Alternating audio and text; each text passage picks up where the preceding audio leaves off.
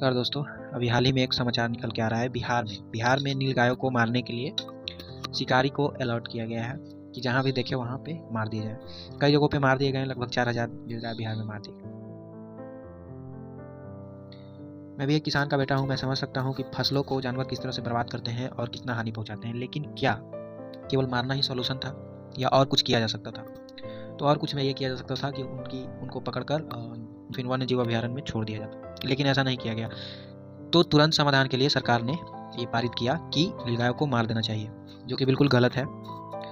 और असली समस्या नीलगायों को मारने से जाने वाली नहीं है, क्योंकि आप इतना भोग और कंजम्पशन करो कि सबसे पहले जंगल कट जाए और उसके बाद जो ऊंचे दर्जे के जानवर हैं, जो बाघ हैं, शेर है, वो कहीं भाग जाएं, और जो निचले दर्जे के जानवर है वो गांव में चलने लगे, फसलों को खाने लगे। बर्बाद नहीं कर रहे हैं, खा रहे हैं, बैठ रहे हैं, उनका वो प्रकृति है।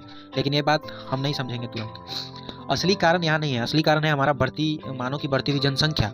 लेकिन हमें उस पर ध्यान नहीं देना है, उसको कंट्रोल नहीं करना है, और मानव के अलावा जितने भी जानवर हैं उनको मार कर हटा देना है, ख़त्म कर देना है। तो ये कितना गलत निर्णय है सरकार के द्वारा। और भी समाधान किए जा सकते थे, जैसा कि मैंने बताया।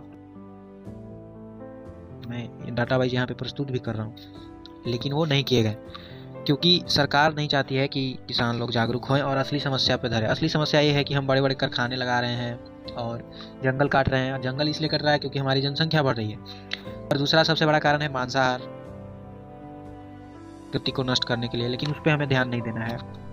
जब प्रकृति संतुलन रहेगी तो फिर जानवर कहाँ से निकल के आएंगे हमारे खेतों तक? नहीं आएंगे, और उन्हें हमें फिर मारना भी नहीं पड़ेगा, लेकिन हम नहीं समझ लें।